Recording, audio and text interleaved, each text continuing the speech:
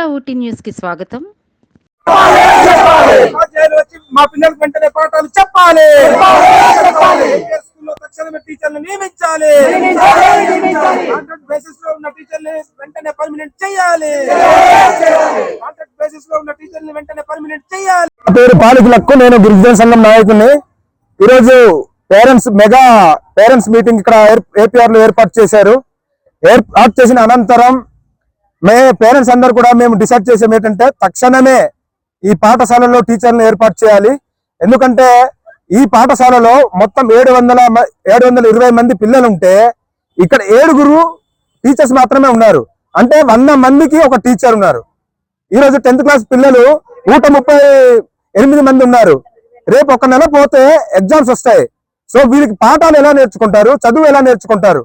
ఈరోజు ఈ ఏపీఆర్ స్కూల్లో కనీసం విద్యా బోధన అందించడానికి టీచర్స్ లేరు.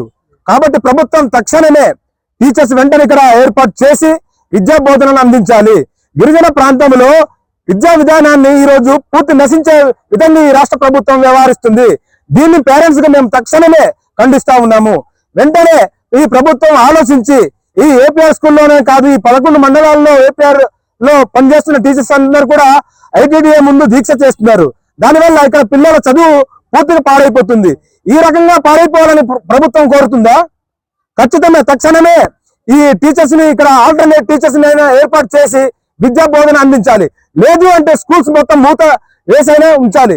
లేకపోతే పేరెంట్స్ అందరూ ఇక్కడ ఉన్న 720 మంది పేరెంట్స్ అందరూ కూడా ఒకరోజు 10వ తారీఖు, వచ్చే నెల 10వ తారీఖు ఖచ్చితంగా ఇక్కడ కూర్చొని టీచర్స్ నియమించే వరకు మేము ఇక్కడ ఉపాధ్యాయులు నియమించే వరకు మేము వదిలిపెట్టాము.